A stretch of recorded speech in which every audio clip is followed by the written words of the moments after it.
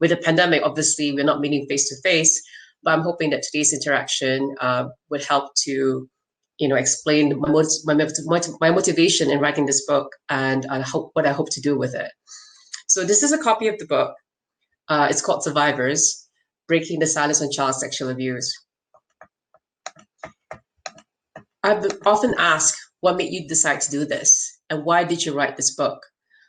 For me, the journey began many years ago when I was 17. I saw a documentary on dowry burning in South Asia. Over there, a woman can be burnt to death for not having given more money and or property to her husband and his family. Next day, sitting in a bus on my way to school, I vowed to myself that I will help give a voice to the voiceless, and to do so before I turn 40, so I could devote time and energy to this. So several years ago, I left the Singapore Foreign Service to pursue my dream, work on children's rights, specifically on child rights and child sexual abuse. I set up a nonprofit called Yakin, which stands for Youth, Adult Survivors, and Kin in Need. In Malay, it means confidence, and in Hindi, it means belief. I also work with the Nobel Peace Laureate Kailash Satyarthi, who's based in India and who helped rescue children from child labor and child sex trafficking. While working with adult survivors of child sexual abuse, I realized that the stories needed to be told. So I sent out an email back in December 2014, asking friends to help put the word out, and people came forward. These child survivors in this book that you see here come from Germany, India, Indonesia, Myanmar, Singapore, South Africa, the UK, and the US. There's 5 men and 7 women, all brave souls. There's a tale of 2 sisters who were abused by the same teacher in school. One sister later committed suicide. There's a girl who was abused by her elder brother, another by her father, yet another by her cousin. There are men who were sexually assaulted by the mothers or grandmothers, priests, neighbors, uncles, and family friends. I was very determined to also be very intentional to talk about men who were raped as children, to also talk about female perpetrators, because you don't hear about their stories, about those voices. My hope, the hope of these survivors who came alongside me, is that what happened to them, what happened to us, and our respective healing journeys will give hope to others and also to their loved ones. And it's not all doom and gloom. There's laughter and wit in there, and where there's closure, there is also hope. I hope that after reading this book, you will find the strength and resilience as inspiring as I have. And well done too on organizing this entire conference online for the past several days. So it's a lot of work, and I would love to support you in the next year that you're doing this, the next edition.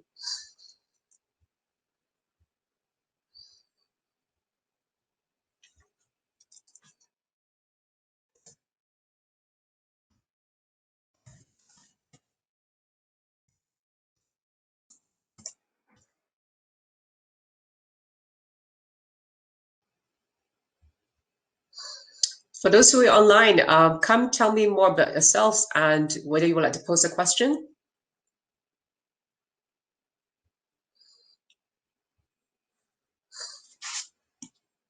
Again, I'm just showing a copy here.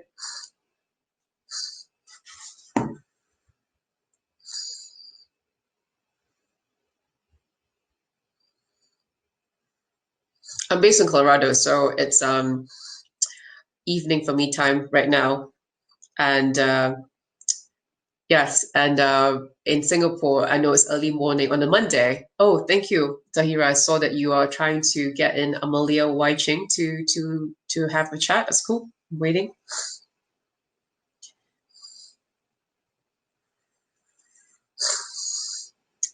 Yes, indeed. If you have any questions, please post them online, the chat function. Happy to answer any questions that you may have.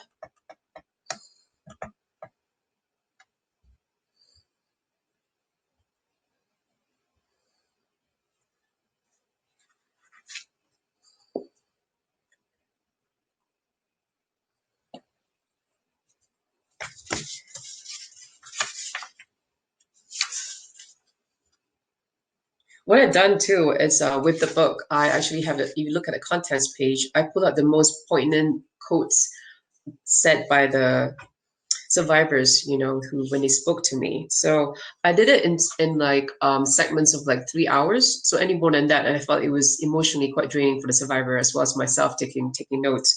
But some of the quotes here are really quite difficult. And then what I also did was in the beginning of every chapter, I would do a short little bio of each person. So, you know, like age, what they, you know, what they're currently doing right now, where they grew up in the US or elsewhere, and who the perpetrator was, what the family structure was like. So that at least people can then, you know, if you're have been through this, you can try and see which one would jump out at you more, what story resonates with you more as well. It's not just about survivors too, it's also about their loved ones. How can you help someone you love, whether it be a child, a ward, a partner, a family member? I see a question here from Tony Knight. Thank you for joining us, Tony, and congratulations again on the awards yesterday. Your question is, how do you see us resolving this issue in the world as it seems so pervasive and far-reaching? Where do we start? That's a really good question. I get asked that too a lot, and all of us have a bit to play. When I give my book readings, I also talk about things to look up for. So what are things that you look up for? So someone who's too available for your child or for your nephew or niece. It doesn't mean that you have to have children. It can be somebody that you care about, some other child that you know in your family, somebody who's too available, who knows the lingo of the children these days, who would actually dote on one child over the other siblings in the family. Look up for the red flags as well, because you need to understand your gut instinct. It is pervasive, it's true. Here in the US, it's 1 in 4 girls and 1 in 6 boys are sexually abused. And it's far-reaching. So where do we start? All of us have a role to play. So if you can understand what grooming is like, grooming is somebody who would try to gain the trust of the family, the parents, the guardians of a child. And then if you understand what grooming behavior looks like, you can also try and make sure that it doesn't happen to anybody you know, or your own children, or your niece or nephew. And so, yeah, that to me is key. This other question here from Tahira is, how has writing the book changed you? Well, for me, it's a personal journey. I was abused as a child, probably began when I was 8. And as with most survivors, we don't remember how long it went on for. And I think maybe it stopped when I was around 14. And, you know, for a lot of survivors, it's very hard because you do a lot of dissociation during the actual physical abuse. And so when you're an adult, you have more issues with intimacy, boundaries, being present in your body. And I think it was really amazing to connect with many survivors who were able to come forward. I don't think it would have happened had I not been a survivor myself. They were able to trust me and trust in the process, and were able to be vulnerable and share the stories. It was really amazing to see also the journey of these survivors. They come alongside me. So the BNW Foundation pays for quite a bit of the costs. And what we do is we go to universities, different organizations, conferences, and the survivors will read their own chapters, their own excerpts from their own chapters. In the beginning, I remember there was one survivor. He's in his 60s now, and his name in the book is Johannes. And in the beginning, it was really hard for him. He would be, one time we were in Hamburg, and he was just crying, and half the room there was complete stillness, complete silence. And listening to him, and the story just got worse and worse. And then when he came again the second time and third time, he has gained more confidence. He has, you know, people listen to him, and it made a lot of difference in his life, because he all of a sudden had gained the trust of all these other people. And in his own family, it was really hard for him to negotiate his own healing journey. So that made a big deal to him. So yeah, and I've seen that too in other authors and other people who've contributed to the book. There's one called Sarah, and she's younger, in her 20s, and she's Indonesian mixed, and she when she delivers her story, it's done in a monologue, but the details are graphic, and so it was such a contrast. But again, there's that confidence that comes through because she would bring in people whom she's met online on social media, and they come to meet her and give her that time and space to recount her story. And that's so life affirming in so many ways. And I see that a lot in the survivors. So it's changed me, it's also changed them. Yeah.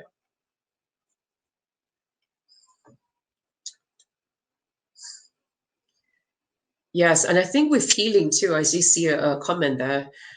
It's actually a very different journey for every person. I don't actually prescribe anything. But for me, when I talk to people, I always say, okay, you're trying to heal, you can go meet a therapist, or it may or may not work for you. And for me, it didn't work. I sought help when I was in Berlin, when I was posted there for work.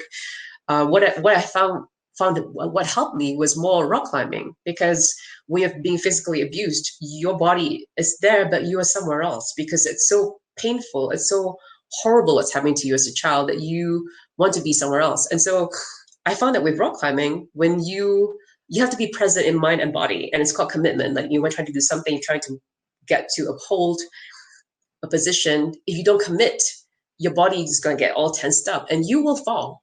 And so commitment is really important, to be united in body and mind. And it really helped me that way. For other people, it could be sports, it could be the arts or music. So for everybody, it's different forms that can help.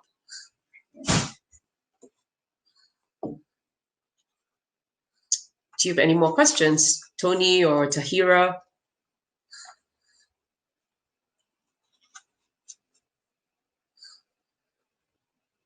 Yeah, so I'm actually writing a book. It's a novel, and it's actually more like a study of race and heritage. And so my mother and her mother and me, we come from a mixed lineage. It has some royal blood in there from Indonesia. We have some Chinese lines as well. And what does it mean to be that identity, a mixed person identity in Singapore? Because we had racial riots back in the 60s. How does it impact us in current modern days Singapore, our society? So it's a bit of an anthropological work, if I may say so. And I thought it's going to be very interesting. But it will be also reflections on the feminism that my mother and her mother before her espouses, and again how that's reflected throughout the generation. So it's going to be very interesting. And I'm calling it Three Women. So I'm working on that, and it's due next year.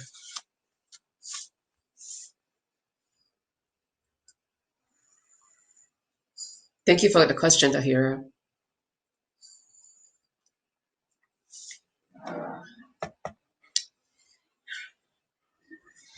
Thank you, Tony. Yes, it is a difficult topic to come up, but I think the main thing about me is, if you look at the cover of the book too, it's like about breaking the taboo and the myths surrounding it. Because I think for a lot of us, we think about child sexual abuse. Sometimes people have this misconception or this cultural acceptance that, oh, it's like a Lolita, seducing a much older person. And that's not true at all. When I was seeking help in therapy, I had this perception in my mind that it was actually my fault. And a lot of survivors carry that guilt too throughout adulthood, and which impacts their relationships. And so I think it's important too to just break the silence and myths surrounding it. And so one of the first things that you can do is actually to speak up about it in public. And that's really, really important to do so.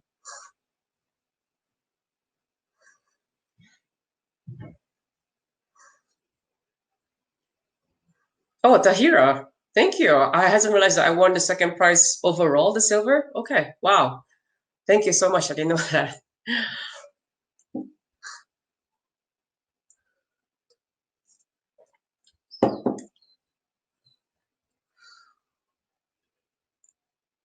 Yes, yes, the Shed Prize, yes.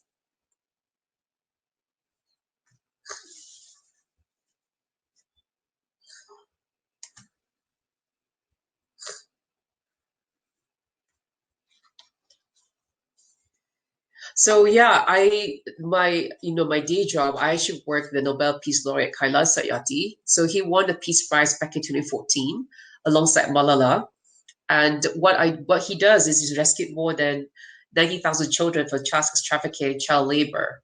It's really commendable work. And right now, because it's on, with the coronavirus, we are working on an online summit, so a very high level conference that's taking place this Wednesday and Thursday. We have His Holiness Dalai Lama, the Prime Minister of Sweden, the First Lady of Afghanistan, the Director General of the WHO.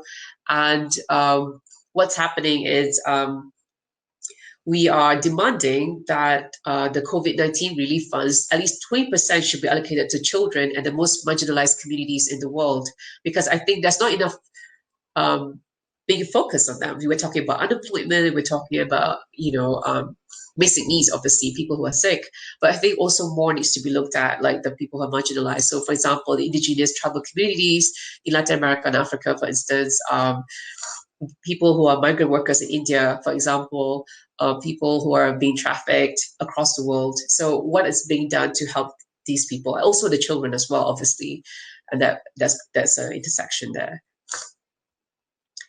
Yes. So there's a question here from Tony Knight. How are you aware of the huge problem with child trafficking? How do you see the future? Yes, it's actually a really difficult problem. In India, where I was based for 5 years, and I helped with the Nobel Right, Kala Satyarthi for 2 years over there with the child trafficking issue. I think the main thing is actually to raise awareness. What he does is we actually have informants across the country of India, and we go in to conduct police raids with information. So we have video or photographic evidence, and then we go in with the police. We normally give the police some like 10 minutes beforehand and before we go in, because we don't want them to tip off, if in case there was any collusion, we don't want the mafia to be tipped off. And so what we do is we actually then try and track the children where they've come from, usually villages many hundreds of kilometers away. So we track them down, the parents, and bring them back to Delhi and explain, before we release the child to them, we explain the rights of the child to have an education and freedom. And that may or may not transfer. So what we normally do is to go back to the states where the child comes from, to check on them, a few months later to see what's going on. Sometimes, sadly, these children that we have rescued get sold again by the parents. And usually when we track them down again, it's really hard because a child's face changes with time. And so we try to use facial software recognition to try and track the child through databases and stuff like that. And so we rescue the child a second time. The third time, we ask the child, where do you want to go? And if the child says, back to my parents, we will allow that. But we have a 3 strikes and you're out policy. If the third time the child's been rescued, we take the child in if it's a boy, and if it's not, if it's a girl, they go to government shelters.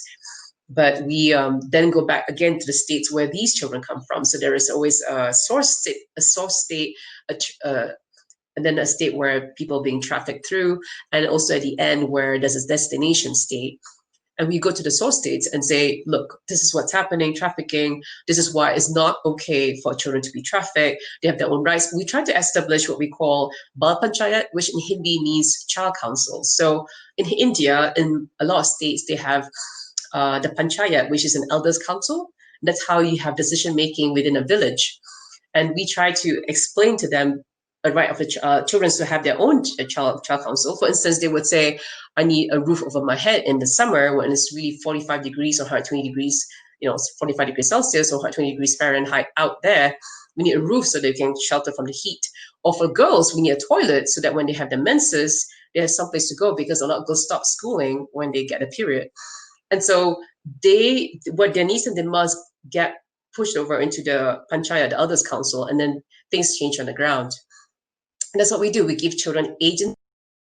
The children themselves feel that we have a lot of support from us. And they themselves, for example, will stop child marriages. So we know of cases where, a girl would say, look, I don't want to be married at the age of 12. And then she stops her own marriage. But she hears from around her villages in the area, in the district, that there are other children getting married that weekend. And so she would go with other children supporting her, or people from my own nonprofit. And she says to these parents, if you marry your child off this weekend, I will call the police on you. And that weekend, there are no child marriages taking place in that district. And so it changed can happen. It can translate into action, but it takes time. So really on the ground work, you need promulgation of legislation at the highest level. So you need that that's happening in India, but you still need grassroots action to make sure that it's happening. And so we track people, and we try to make that kind of consistent efforts. We have an alliance of nonprofits across India that works with us. And so that's one example that I thought was very pertinent to your question, Tony Knight, that would help stop child trafficking. That to make it not kosher, not okay anymore to do that, to make sure that people understand and recognize the rights of a child to freedom and to education. Thank you. Thank you for your comments.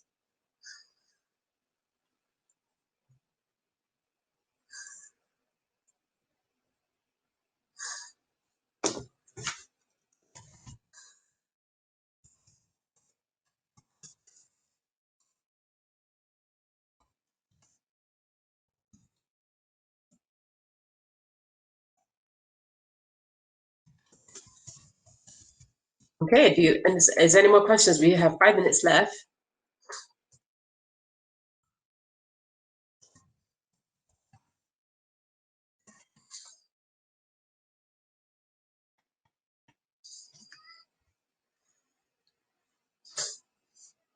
Thank you, Tony. That's great encouragement, but really it's teamwork. And it took many decades for that problem to be recognized in India. With the Nobel Prize that Mr. Satyarthi has won, that also translates into more awareness. But again, much more could be done, because people still say people still say, I'm giving a child, like, if they have a child servant at home and, helping in the kitchen or with menial labor, they say, oh, I'm giving a child a bowl of rice with some lentils and $2 a week. I'm doing my part to help the child not be homeless, and I'm giving him a job, because he or she's rid of somebody back in my village. But that's not right. That is not the way to go about this thing. So again, we have to come out and say, when people come up and say, what can we do? We say, do you have a child servant or maid at home in India? And then if they say yes, then we say, then you cannot do that. Do you know somebody else, a friend or your relative, who has a child servant who serves chai or tea at your house and at their houses? And they say yes, then you cannot accept chai or tea from that child. And you have to tell your friend or your relative that is not okay, that you have to stop it when you see it. And so we also talk about that, and also about bystander intervention.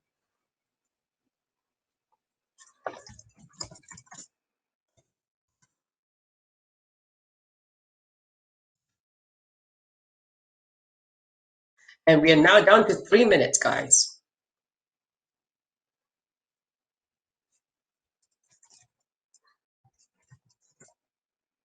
Yes, indeed, Tony, it is the future. The future is the children. And I think it's really, really important to realize that. With the work that we do with the Nobel laureate too, the summit that we are doing this Wednesday and Thursday is not just about policy leaders, the highest level. We bring in children who are young youth activists, who were ex-child soldiers, who were formerly child laborers or were trafficked for sex. And we give them training and mentor them and guide them, and they may not be fluent in English, and so we find interpreters for them, and so they can speak at a table, so to say, as an equal, as somebody who is a princess or a king or a prime minister or a president. And so the last two ones that we've held in Jordan under King Abdullah of Jordan 2 years ago, and under the President of India 4 years ago, we've had children sitting at the same table as Princess Charlene of Monaco, at the same table as the Holiness, the Dalai Lama, and they speak and talk about what they feel is important to them. And so if you're able to take in the feedback of the children, and that's one of the most important things that you can do. The same thing with the summit online this week. We're also doing the same thing where, again, we have youth activists, at least 2 per panel speaking from many continents. Thank you, Christine. Good to see you online.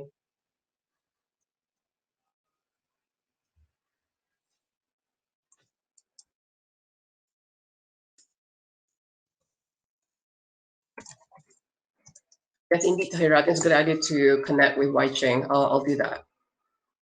So we're now down to 1 minute. Thank you, folks, for joining me here tonight, evening my time in Singapore. I know it's a Monday morning. Yeah, it's just been a really great honor to have been being shortlisted and as a finalist for the Golden Door Awards, and then to won the award, an award too. So really grateful. Yes, the book is on Amazon. So if you just look for my name, Eirliani, and Survivors, you can totally find it. My name is really unique on Google. You can totally find it. Yes, and also on Kindle and Kobo. Thank you. Thank you, Tony. And thank you, Christine, Tahira.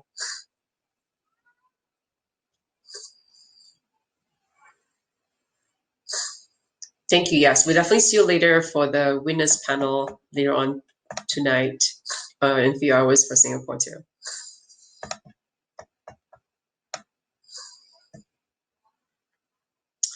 All right. Thank you. Book done. I think we are wrapping up this session right now.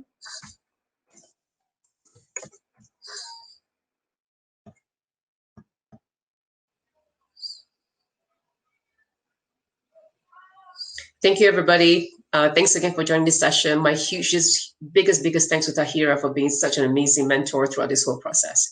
Thank you.